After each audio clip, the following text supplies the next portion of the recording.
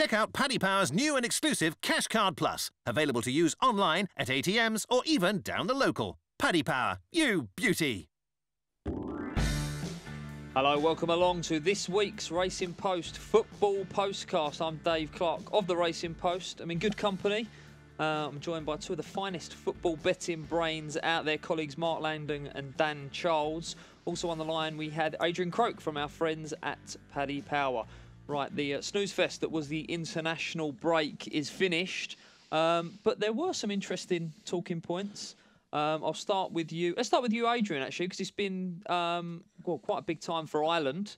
How are you seeing things at the moment and chances of getting there? It's looking pretty bleak at the moment from what was a great start with victories in Vienna and a draw against Serbia. But we're currently got it priced up at Ireland at 6-1 to qualify for the World Cup next year. And by the tone of your voice, Adrian, it doesn't sound like you're going to be steaming into that either. No, I mean we have a tough game really going away to Wales to do this, so we're kind of reliant on Georgia maybe doing a favour for us and taking a draw against Wales the next day. Just quickly from an industry point of view, France 1 to 100 to beat Luxembourg. Was that an acca killer? Was that a big result, or did most of the punters not touch because it was too short anyway? They were 1 to 50, but it did clean out a lot of accas there. There was a lot of business kind of on the goal scorer marks as well with Griezmann and Giroud. So it definitely did hurt the punter. Gents, to start with you, Mark. Quite a bit going on. Thoughts? I found Spain probably the ones really that caught the eye. I mean, absolutely destroyed Italy 3-0 in the Bernabeu. Isco got 2 goals and Italy couldn't get near them really. And I hadn't overly considered Spain, because of their last 2 tournaments and not being so great. But when you look at that team again on paper, it suddenly looks reborn. De Gea in goal, Ramos and Piqué at centre half. Carvajal plays for Real Madrid at right back. In midfield, you've got Busquets, Iniesta, Koke, Sol Niguez, Thiago Alcantara, all play for really big clubs in Europe. Asensio has just burst on the scene in the last year or so. David Silva's there. Isco's playing unbelievably well. Morata started okay for Chelsea. So all of a sudden, they look like a team that could go very well in Russia. Virtually assured their spot as well with that victory over Italy, which was probably the best performance in qualifying so far. Yeah, I'd have to agree with that. The Spanish sort of gone from warm orders for a lot of the competitions to almost dark horses again. Why don't you give us a show for the outright honours of the World Cup, Adrian? Maybe the top 10 in the betting. So at the moment we have Germany and France co-favs at 11-2, Brazil are 13-2, Spain are coming in at 15-2, the RGs are 10s, Belgium 16-1, Italy 16s, England 20s, Portugal 25s, and Colombia 25s as well. 15-2 down about the Spanish. That sounds all right. Yeah, it sounds a pretty good price. I quite like France as well. I know that disastrous result against Luxembourg, but still looks like they're probably going to qualify, beat the Dutch 4-0 before then. Got a lot of players coming through that are probably going to be even better in a year's time than Mbappe in there. Pogba's starting to really come on now as well. Griezmann as well up top. They've got strength in all areas, and I think they'll go well. Argentina, I mean, they should qualify. But after that, I mean, they drew at home to Venezuela in the last match. 2 matches to go. Got Peru next. I think Peru are 4th. So in that section, so they're not absolutely certainties to even qualify. So it's an interesting one that they're 10-1 there. I think in one of Argentina and Chile, the way it's looking at the moment, one of them won't even get into the playoffs. So a big name seems certain to miss out really from the papers were plastered with 2 pictures, one of Sanchez crying and one of Messi crying. Yeah, so one of them sadly going to be missing. Well, Messi's having to pick the ball up off the centre halves because their team's just not working at all for Argentina. Chile over reliant probably on 2 players, aren't they? Sanchez and Vidal. Be a shame to see one of those sides not make it. Right, let's move on then. Domestic action. What have we got? 5 games to get stuck into, and we start with arguably the best one: Man City versus Liverpool, 12:30 on Saturday. Adrian, give us a show then. Yeah, I'm going to apologise for some of the fractions here first, but Man City are 17-20, the draw is 13-5, and Liverpool are 31-10. Oh, that's all right. I mean, some of the ones we get these days, those are almost normal Old ones. school, Yeah, You're not old into school. three figures. You're not into three figures, which is good. What do we think then? I'll kick off with you, Mark. Yeah, I mean, these are the two teams that I tipped to finish first and second in the Premier League anti-post. So it's a very interesting game for me personally, to see how both are looking. At the moment, I think I'd be inclined to maybe go for Liverpool and draw double chance. I was very sweet on Liverpool at the start of the season. They absolutely destroyed Arsenal last time out. Even before that, they scored, they beat Hoffenheim easily. They scored 3 at Watford, didn't defend so well. But when you've got that quality and pace that they've got up front in Firmino, Salah and Mane, they can just take games away from opponents. Manchester City, if you have a look at them, I mean, it's been a bit more of a struggle. The late goal against Bournemouth, even against Brighton, the goals came late. And against Everton, of course, they drew, albeit with 10 men. City weren't very good against the better teams last season. And Liverpool were fantastic, didn't lose to a fellow top 6 team. In fact, the only team from the top half that beat them was Bournemouth. So, I think that Liverpool are capable of getting something from this game. And we don't know Vincent Kompany's status. He missed the Belgium game on Sunday with a minor knock and wasn't... And they trained, I think it was yesterday, and there were no pictures of Kompany out on the pitch. So, or maybe it was this morning. So that would be a slight concern, I think, at the moment. Yeah, there are still incredibly, given the sums of money that has been spent on this Man City squad, still question marks. There's still a bit of a back. weakness at the back. Yeah, in terms of the depth there. And still, when Kompany's out, you worry for him at the heart of that defence. And I look back to the game last year. I thought it was one of the best games to watch of the season. The one at the Etihad between the two was just swinging back and forth. Both teams at times looked like they would win the game. I mean, that was a fantastic match. If we get something like that, it'd be brilliant. And I wouldn't like to say who was going to win this one, and that's why at the odds I would agree with Mark. I think that going for the Liverpool draw double chance is the way to go. As has been mentioned, I mean, last season Liverpool in the big games against the top 7, they won 7, drew 5, lost none. Man City in their 12 games against the top 7 only won 2 of them. So there's a huge difference there in how they fare in the big games. Liverpool have carried on that with that brilliant win over Arsenal as well this season. Looked great against Hoffenheim at home. I'd be with them at the prices. Well, that's 2 votes for Liverpool and the draw. Adrian, give us a show for that then, because both lads both keen on that. So Liverpool in the draw is currently 10-11. Okay, what price is both teams to score? Because Liverpool got a great record on the road in the league in terms of scoring. So both teams to score. It's 4-9 at the moment. So a bit too short of back. Yeah, that's a little bit too short for me. Right, let's move on then, because the league leaders... Adrian hasn't given his tip yet, Adrian, yes, go on. If Ant and I'd probably be looking possibly at the unders here. Liverpool do tend to tighten up a lot in these games, even though they do have one of the suspect backlines of the league. But you can get the under 2.5 at 6-4 at the moment. Might be worth a bit. Okay, interesting. Okay, well, lads quite sweet on the chances of Liverpool getting something from that game. And Adrian disagreeing with me, probably a wise choice anyway, but going with unders. Right, as I say, we'll stick with you, Adrian. Then league leaders Manchester United, the 5:30 kickoff are at Stoke. And what are the prices here? Man United a short price? United here are 9-20 to win at the draw is 10-3, and the home team 6-1. And we'll stick with you. What's your views on this game? You do always get some kind of strange results after an international break. Stoke should probably be well and rested. I might actually be picking for Stoke in the draw here. Interesting, an interesting one, Dan. Really, and the big teams are going to be full of internationals, so they're all going to be dotted around the world, and then they come back and it's one of them at the prices. You are kind of trying to get against Man United because of the prices, but.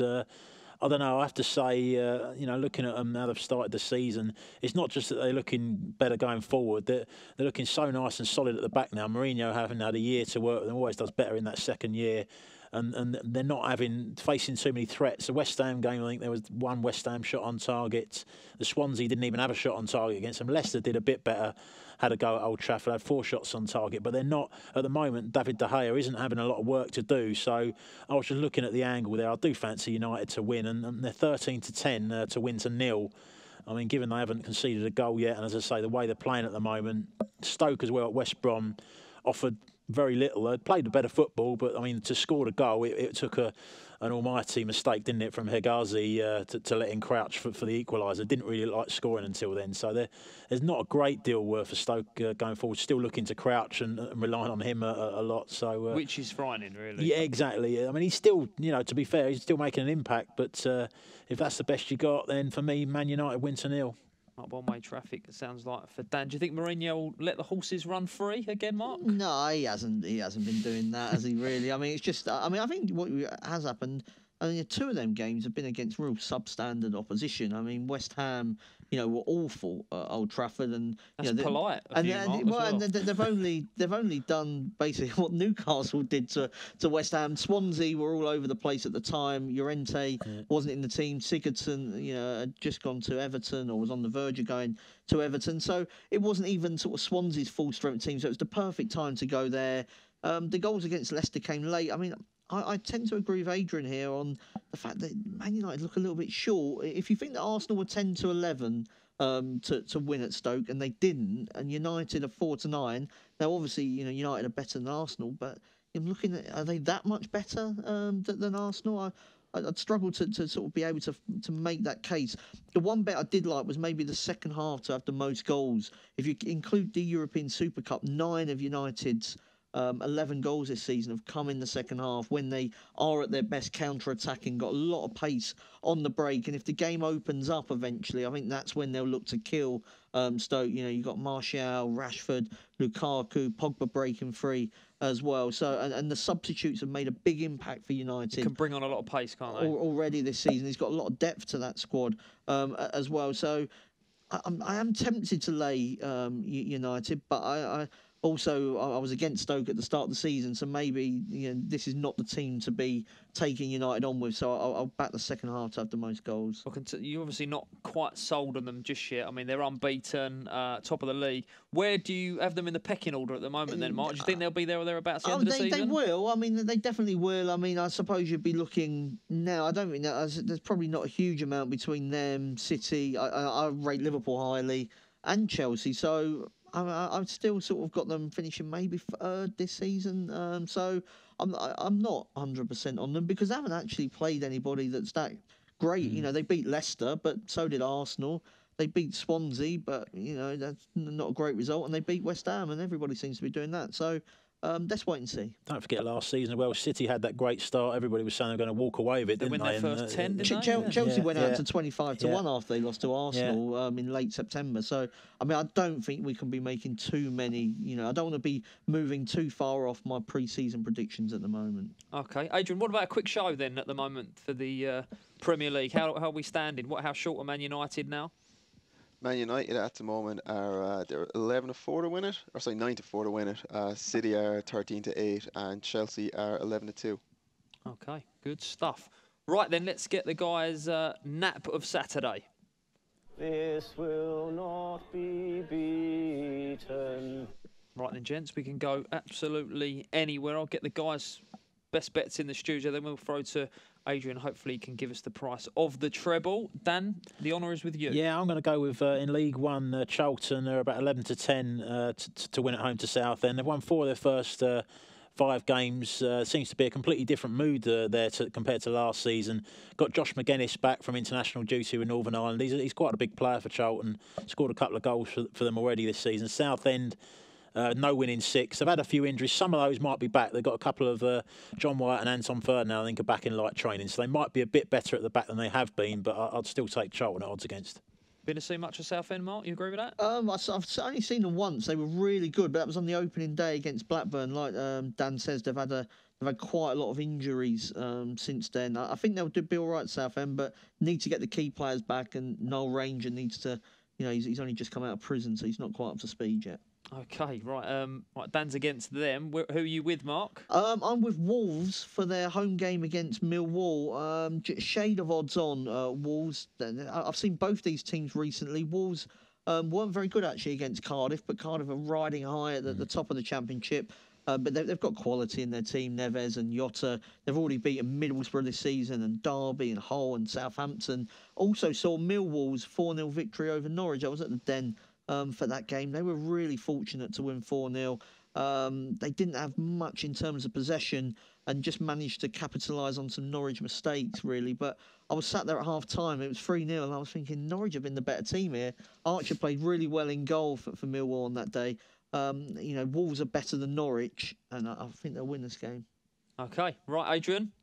Finish off the treble for us and give us a price for it. I'm going to go with Forest Green at home to Exeter, the top of the table team there. I think Forest Green they're highly rated kind of pre-season coming into it, and Exeter seem to be probably just overperforming a little to begin the season. You guys at Paddy Power, do you keep an eye on specific leagues each? Do you keep a keen eye on the National League, Adrian? I don't keep too keen an eye on the National League. A few of the guys in here, I tend to focus more on the European stuff, but some of the lads prefer that lower level football. Okay, and what price is the treble then? So the treble there, we've got 11 to 10 for Charlton, 8 to 11 for Wolves, and Forest Green at 15 to 8, which will pay you out at just over 9 to 1. Lovely, lovely stuff. Right, if you win our competition, you might be able to have some of that treble. Right, competition time. Each week we give our listeners and viewers the chance to win a £25 or €25 free bet, courtesy of our sponsors, Paddy Power. All you have to do is answer the following question, and obviously tweet it using the hashtag Postcast. Who are the favourites for next year's World Cup with Paddy Power? Last week's winner was tweeted by Jamie Bicker from Kings Woodford. Congratulations, Jamie. You have won £25 free bet with Paddy Power. Right, we've got plenty more action to come after this break. Check out Paddy's new VIPP Club. Get a £10 free bet every week when you place 5 bets of £10 or more. Max £10 bonus per person per week. Excludes shops. Selected odds. Conditions and exclusions apply. 18+. BeGambleAware.org. And welcome to the Racing Post Football Postcast. We're going to tackle Sunday's games. We've got Adrian Croak on the line from our friends at Paddy Power. And the 1:30 game, Adrian, is Burnley against the struggling Palace. How do Paddy Power price that one up? So we've got this one up here at Burnley at 13 to 10. The draw is 21 to 10, and Palace are currently 9 to 4. A pretty open affair on the betting. How do you see it, Adrian? Yeah, Palace have been pretty poor lately. It's unsure kind of how they're feeling about Frank de Boer, the players, which will really affect what the price will do. Burnley is probably what I'd be looking at here at that 13 to 10.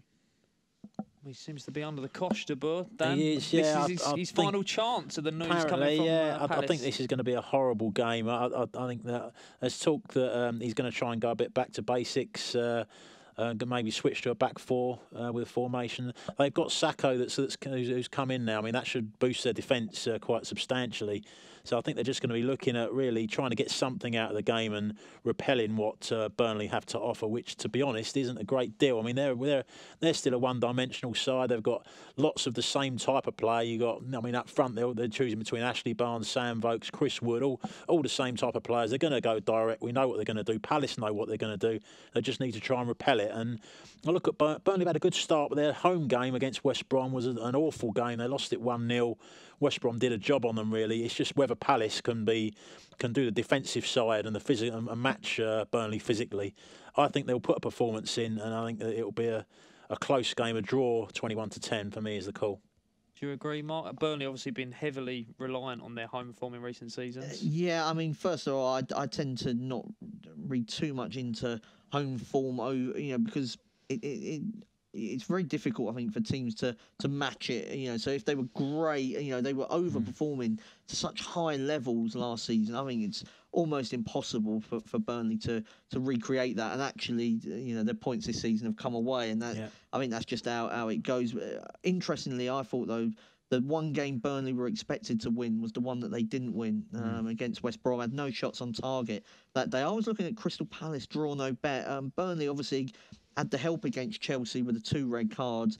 Tottenham, they nicked the draw very late on. And I don't know how much of the Wembley factor Tottenham, trying to get over the line in that game, helped them out. Palace, actually, in the expected goals ratings, have done much better against Huddersfield and Swansea than the final score suggests. I think they're being punished at the moment for just about every tiny error they're making. They only lost 1-0 at Liverpool. Not expecting a classic, like Dan says. Could be low scoring. I'm just inclined to go for Palace draw no bet. Maybe De Boer's got a bit of life left in him just yet. If they were to get rolled over by Burnley, do you think he could get the bullet? Well, I mean, if that's what the newspapers have been pretty strong on the fact that it could be. It's a crazy situation. You don't appoint Frank de Boer knowing what Frank He's only been there 5 minutes. I mean, you know what football Frank de Boer wants to play, and you've appointed him. Let him play it. I mean, you can't suddenly decide after 3 games you think you've got it wrong. Unless there's somebody like Sam Allardyce lined up to come back. Depends who's out there, isn't it? And I mean, the one thing I would say, he has got over the international break, which is often a big opportunity for teams to change managers. So the fact is, the other side of that, maybe that gives him a better chance of hanging in there a bit longer. We've got the sack race betting, Adrian. I'm guessing he's near the head of the betting. It was actually suspended during the international break due to the amount of money that came through on Frank de Boer. It seems to be a non-runner of a race at the moment. No, he's on borrowed time. I think he could even win this weekend, but if he's still there come the end of the next international break, we'd be pretty surprised. There's a certain Croat as well that he's close to getting the bullet. We'll touch on that a little bit later on. Right, I'll stick with you, Adrian. Swansea versus Newcastle is the 4 o'clock kickoff. Give us a show then, please. So the Swansea here are 11-8. The draw is 2-1, and Newcastle are 9-4 at the moment. We'll come back to you, Adrian, for your thoughts. But Mark, Newcastle rolled over West Ham, but I'm still not convinced by them. No, it was that very little possession in that game. I mean, I don't think it's going to be one of the worst Super Sundays of the season. We've already had Stoke v West Brom. I mean, they're getting their quota of the sort of smaller teams in early, aren't they? You've got to show so many teams. Does it have to be shown on Sunday, though? I mean, we could have had the Man City-Liverpool game at 4. Well, no, they probably couldn't because of Champions League on Tuesday. Of course, that's I'm going for the draw anyway in this game. I think Newcastle, with Rafa Benitez in charge, are always capable of sort of doing a job on teams. They were a little bit unlucky, I thought, to lose 1-0 at Huddersfield. There wasn't much in that game. Even against Tottenham on the opening day, you know, they were well in it until Shelvey's red card. They didn't give up that many opportunities. And I think that what they'll do is they'll go to Swansea with the idea of not getting beat and see whether Swansea can open them up.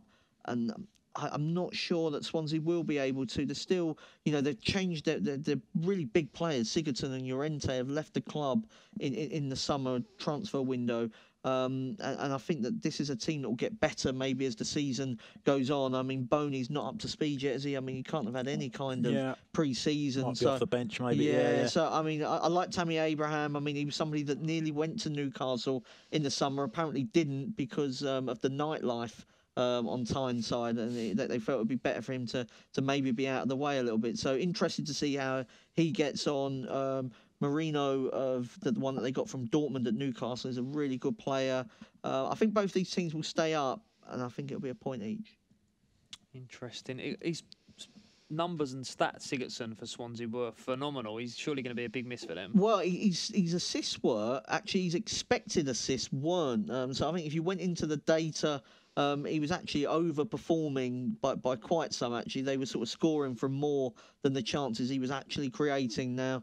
I mean, that's pretty deep sort of analytical stuff. I don't know, I don't know if Everton have done sort of all that homework or just looked at the assists. 50-odd million, 45 million suggests not probably, Mark. I think he's overpriced. I know he scored a wonder goal the other week for Everton, got a couple for Iceland. So, I mean, he's a loss for Swansea. I mean, because they've then had to go and spend a lot of money on like Klukas and whatever to replace him. So, I think that it will take a little bit of time for them to find a new way of playing because those were two very important players for them last season. How do you see it, Dan? Sell it to me. I want to plot up and watch this one. I fancy Swansea in this one. I mean, they played without Sigurdsson at Palace. I know Palace are struggling, but they won the game nicely 2-0. Klukas come in, made his debut in that game. Tammy Abraham got off the mark in that match as well, so he'll be nice and confident. I just think they've got a little bit more, and they've got Wilfred Bonny to maybe come off the bench. I think they've got more up front than Newcastle have. Newcastle against West Ham, looking at that, they just seem to outwork West Ham in that game. I'm not sure how much of it was fantastic quality on Newcastle's part.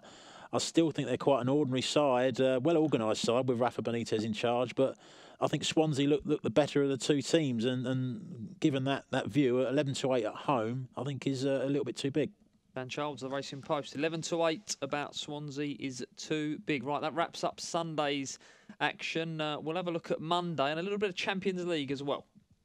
Check out Paddy's new VIPP Club. Get a £10 free bet every week when you place 5 bets of £10 or more. Max £10 bonus per person per week. Excludes shops. Selected odds. Conditions and exclusions apply. 18+. BeGambleAware.org.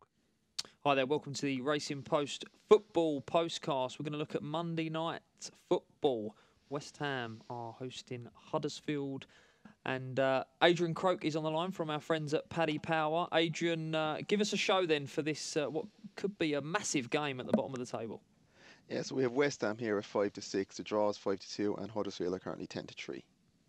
Dan, as a West Ham fan, if we get turned over here, it could be curtains already. I mean, you're saying bottom of the table. Bottom of the table for one team, yeah, Dave. for one team, yeah. Huddersfield are high-flying. Yeah, high-flying Huddersfield. Question is, are you at the stage yet where you want to get turned over so that Bilic goes, or do you want to win so he stays? That's always the difficult one for supporters, isn't it? Well, I'll have my say very quickly that I just think he's a bit clueless, Bilic, if I'm honest, and I think we're in trouble. If they win, he's going to stay on for a while, and I think they will win, actually. Lanzini's a big player for West Ham. I thought they sparked a little bit when he came on at Newcastle for a while. They had a 10-15 minute spell where they looked like they were going to get back into the game. He's such a big player for West Ham. He'll be ready to start, I would imagine. Well, I hope so. Was he withdrawn from the Argentina squad? Withdrawn from the Argentina squad, yeah. But right. I mean, you're never quite sure with them, are you? Whether it's to protect himself from and to make him sure available. We just, I suppose. Well, I would maybe then wait on his fitness on Lanz, because he's such a big player for them. I mean, if he starts, I would say that, the service then into Hernandez is going to be a lot better. You've got Antonio, who's started the season a bit slowly. He's going to be, getting more to the level that he needs now, fitness-wise. I just feel that they might have a little bit too much here for Huddersfield. The start will be crucial. The crowd, if they start badly, it's are going to be on their backs. But I just feel if they get in front, on the flip side of that, Huddersfield may struggle then to come back into the game. They're a team that got their way of playing. They like to press high and play the football. In the Championship last season, you always felt when they went behind and they had to try and change that was when they sometimes struggled to get back into the game with Huddersfield. I just think that West Ham, if they get the leads, they have got more quality in the side than Huddersfield, and they might go on to win. Good man, Dan. Good man. Mark, let's talk Huddersfield then, because started well. They've sort of climatised well to the Premier League. Yeah, in the Premier League, no goals conceded. They have. You could, with hindsight, and I suppose a bit of after timing, Crystal Palace, given all their changes, what they were trying to do was the absolute plum first game, really, wasn't it? Because Palace weren't ready for it. Huddersfield were absolutely ready, and just caught them completely. In the second game, I've already mentioned against Newcastle. That was a really tight game where Moy scored a great goal, but it could have gone the other way, or finished 0-0. The Southampton game did finish 0-0. Looked like I didn't see it, but according to the stats, they had the majority of that game, but were unable to find the goal. And I think that is going to be the problem for them as the season goes on. Teams will become a little bit more wise to what they're trying to do. And for all that West Ham have been hopeless this season, the first game at Old Trafford probably would have lost anyway. The second one, they've had Arnautovic sent off at Southampton, and actually still come right back in. Southampton a bit of a fright.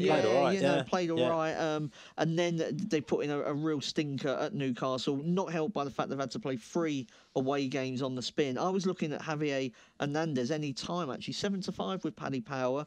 If West Ham score, it's almost certainly going to come from the Mexican. I would have thought, he's already looked pretty lively at Old Trafford when he was given the service, which wasn't that often. Then he got the couple of goals at Southampton. I just thought that if West Ham win, he's the man that's going to score the goals, and he's sort of quite attractively priced. I thought 7-5 any time. What's against? What price is he to open the scoring, Adrian? Chicharito is 7-2 at the moment, open the scoring. Have you got the big man Andy Carroll in the betting? He's Andy Carroll to be on the bench. 4-1 as well. Come on, second half. Right, enough of that. What about Adrian's team?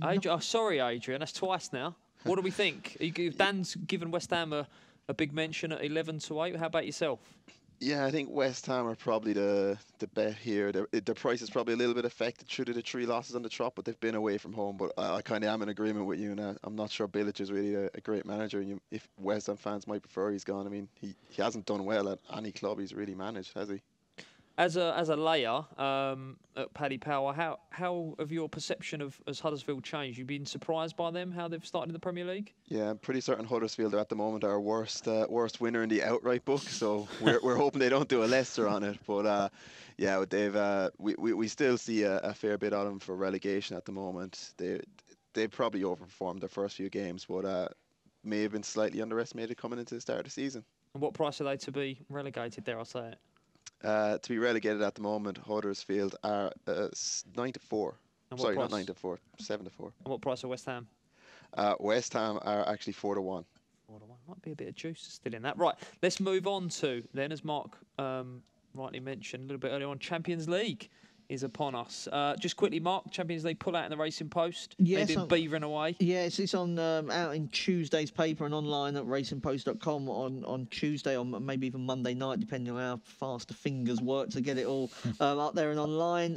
It's got team profiles in it, group verdicts, outright verdicts. Didier Mann's in there. We've got top goal scorer tips and also all of the match day one stuff as well. And how many words from yourself so far? Well, each team is 170 words, so that's 170 times 32. That's a lot. Yeah.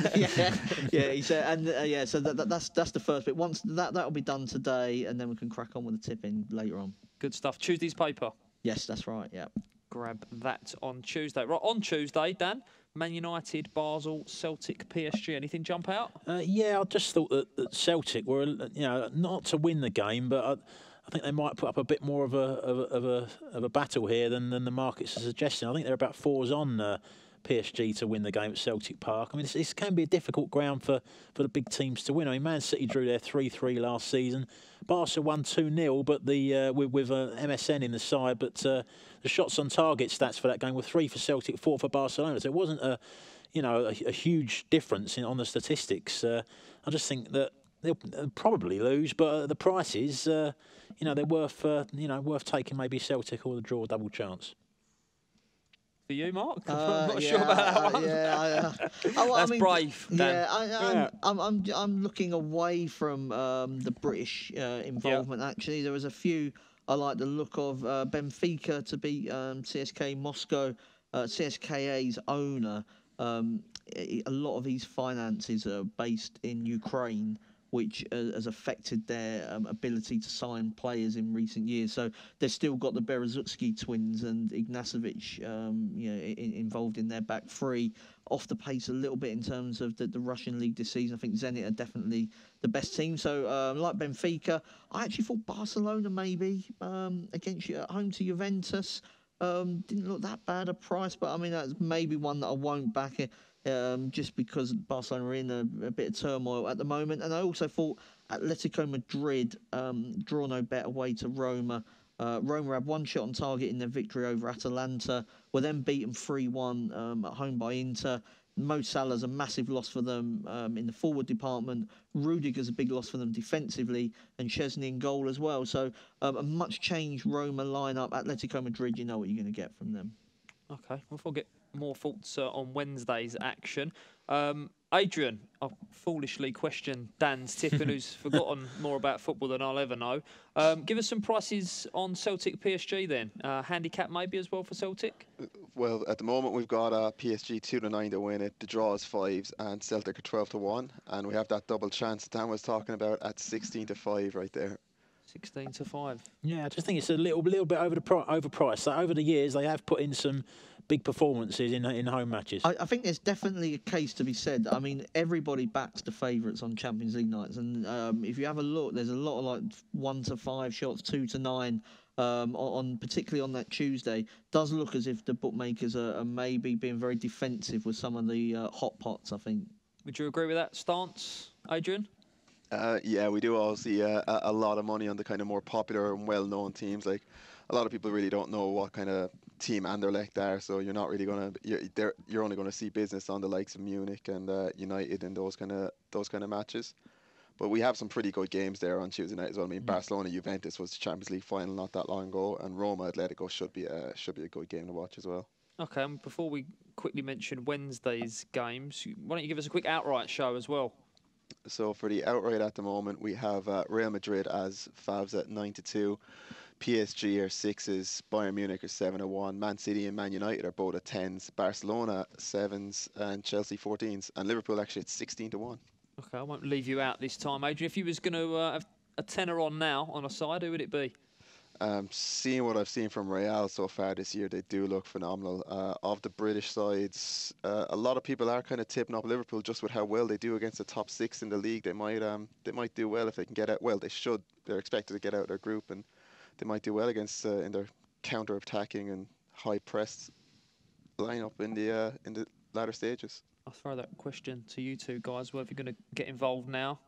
I thought Barcelona actually, they're still a very strong side. It's there's about double the price that they were, I think, at the start of the competition last season. So I mean, they've lost a massive player, but still got plenty of good players in the team. Still got two of the best strikers in the world. So no, I'd say sevens. Them looks reasonable. Mark, do we get yours yet, or do we save it for Tuesday's pullout? No, it's okay. I mean, I definitely think I'll go for an outsider now because, I mean, we've discussed a few at the top of the market. I mean, I think Napoli are definitely 100% a lot better than their price suggests. They go off roughly the same price as Juventus in Italy most weeks. In terms of like the respective fixtures. So if they both played Chievo away from home, Juve and Napoli would probably be about the same price if they were both playing them. So it's only the mentality issue. If they can get over that, if they can, I just think that can come. If you keep knocking on the door, that will eventually come. And they've definitely got an outstanding coach in Maurizio Sarri and the front four of Mertens, Hamsik, Callejon, and Insigne that frightens the life out of most. They gave Real Madrid a really good game in the Champions League last season, eventually got done by a set piece. I think they'll outperform their odds, not saying they'll win it, but I definitely think they're the sort of dark horses if you want one of those. Dan's nodding as well. You got an outright show for Napoli, Adrian? They're currently in there at 35s if you want a pot.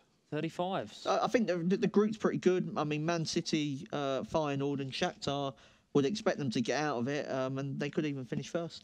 That little bit of each way. Right, let's have a quick mention on Wednesday's action then. Liverpool, Man City and Tottenham are all in action. Anything catch the eye, Adrian?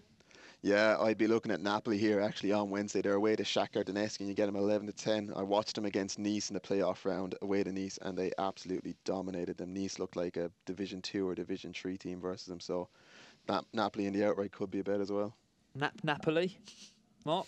I was looking at potentially Borussia Dortmund at Wembley against Tottenham. I think they're in excess of 2-1 to win it. I just think the Wembley factor is just humongous for Spurs. You are a Tottenham fan. Do you believe in that? Yeah, the Wembley factor. Well, I mean, I just think it's not White Hart Lane. I mean, even if it's only a small thing, that small details often decide big matches. And Dortmund have shown, I think, in the last couple of years. You have a look at the prices they go off. They gave Real Madrid 2 excellent games in the group stage last season. I still think Tottenham are just finding their way a little bit into the season. Weren't very good against Newcastle, even though they got the victory. Drew with Burnley, lost to Chelsea. So until they can start winning at Wembley, I think it's going to be a problem. Dan, anything catch I'd agree with that. I fancy Dortmund. I mean, just to mention, they've won the first 2 as well in the Bundesliga, so they've had a good start. Aubameyang, I think, has got 6 in 4 games as well at the start of the season. A couple of cup matches as well. Other one, I just looked at Man City at Feyenoord. I know they're quite a short price, but I just thought that Man City to win and both teams to score, I think it's about 9-5. I'm still not convinced, as has been mentioned earlier, about City at the back, but I just think they're going to have far too much for Feyenoord going forward. Feyenoord, even though they won the Dutch title and they're in the Champions League, haven't kept hold of all their best players. Lost 2 of their regular back 4 from last season. Terence Congolo, the centre-back, and Rick Karsdorp, the right-back, has gone to Roma. I think Congolo's gone to Monaco. So Dirk Coutts retired. Well, Dirk Kuyt, they're losing Dirkie as well. They have started the Dutch season well, won the first 3 games. They're top of the league again, actually, but I just think the Dutch league these days is nowhere near the standard of the Premier League, and I think City will win this, but they might concede a goal against a final team that's better attacking than they are in defence. Excellent. Right, some great stuff there from the lads. Be having a few bets now. Talk to me around. The domestic stuff is back. Looking forward to that. Right, we thank you for listening. If you have enjoyed listening to our postcast, please rate us on iTunes and subscribe. Thank you very much. Speak to you next week. Check out Paddy Power's new and exclusive Cash Card Plus, available to use online, at ATMs or even down the local. Paddy Power, you beauty.